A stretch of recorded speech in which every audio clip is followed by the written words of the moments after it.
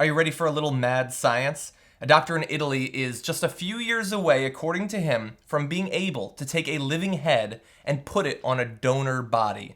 A full body transplant, effectively. Now, there are many doctors who feel like that is not actually even close to being feasible, but Sergio Canavero in Turin, Italy, believes that he is close. Now, he understands that even beyond the sort of technical and medical challenges of making this happen, there are serious ethical problems as well, which is why I'm mostly interested in the story to begin with. But he says, if society doesn't want it, I won't do it. But if people don't want it in the US or Europe, that doesn't mean it won't be done somewhere else. I'm trying to go about this the right way, but before going to the moon, you want to make sure people will follow you. And now, by the way, of course, this is not the first time that this has sort of been theorized. I mean, if you can transplant, a liver or a heart or something like that, and you can do a hand or something, conceivably you could do an entire body as well. It's significantly more difficult because there you're not just talking about linking up, regular body tissues. You're talking about nerves as well, which has always been the most difficult thing, and we don't currently have the ability to do it. Now, back in the 70s, there was a group at Case Western Reserve University that was able to transplant the head of a monkey onto another monkey, but they were not able to link up the spine. They didn't even seek to, so it didn't actually have any real ability to move its body. But that would, of course, be the gold standard, I guess, for body transplants, unless you were to just take the head and hook it up to a number of different cybernetic systems that could, take care of the pumping of blood and bring energy to the brain. Which, now that I think about it, oh my god, I hope that they're working on that. But anyway, this is obviously an incredibly difficult procedure that seems unlikely to happen in the next few years. But as with any kind of huge development like this, I have to wonder, would it be a good idea to do this? If we have the ability, as Sergio Canavero thinks that we will in just a few years. And if you've been watching me on any program I'm on, you know that I take any opportunity to say that when it comes to taking these great leaps scientifically and technologically, sign me up. I want to be involved.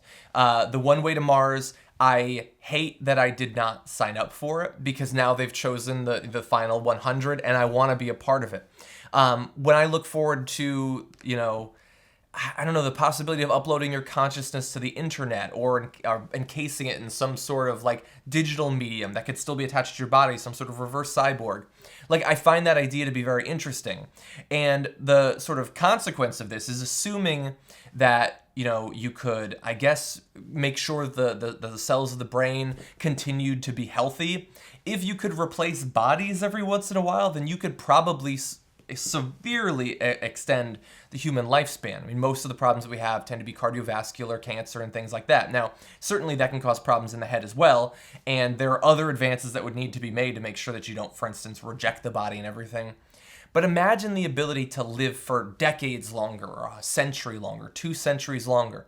What would a human be capable of with the combined life experience and education of multiple centuries? We would effectively, at that point, be like elves.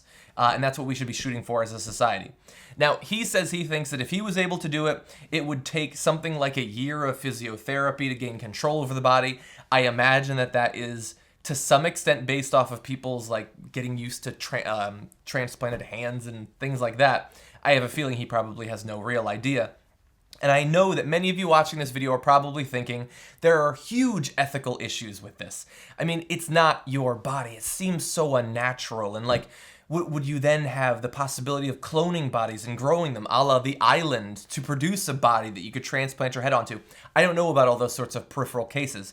I just know that at a certain point, especially if you don't believe in an afterlife, you want to get the most of what you have in this world, in reality. And being able to extend it by a huge amount, perhaps through a head transplant, God, that's pretty damn appealing.